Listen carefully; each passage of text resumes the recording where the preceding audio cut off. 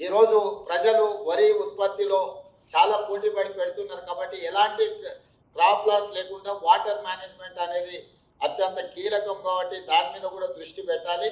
అదేవిధంగా ఫర్టిలైజర్ కూడా ఈ వ్యవసాయానికి సాగునీటికి రెండు ఇంటర్లింక్డ్, ఒక శాఖ ఇంకొక శాఖతో సమన్వయం చేసుకోవాలి.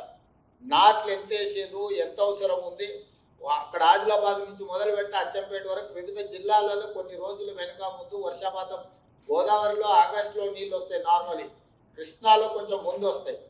కానీ దాని ప్రకారం వ్యవసాయం కూడా జరిగితే యూరియా కూడా ఏ రకంగా తీసుకోవాలో ఈ నీళ్లను అంచనా వేసుకుంటూ వర్షాలను దృష్టిలో పెట్టుకొని కంప్లీట్గా వాటర్ మేనేజ్మెంట్ చేసుకుంటూ ఈ వ్యవసాయానికి తగ్గట్టుగా ఈరోజు మనము ఎరువులను కూడా రైతులకు అందుబాటులోకి తీసుకురావాలి.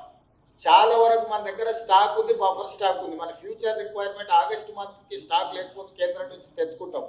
కానీ ఇవాళ టీవీలలో పేపర్లలో చాలా మంది క్యూలో నిలబడ్డట్టుగా ఫోటోలు వీడియోలు పెడుతున్నారు.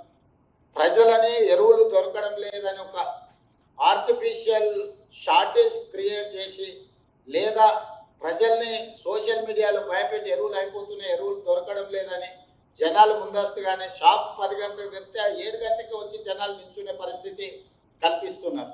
లేకపోతే చెప్పులు పెడుతున్నారు, అవి తీసుకొచ్చి సోషల్ మీడియాలో పెడుతున్నారు. అందుకనే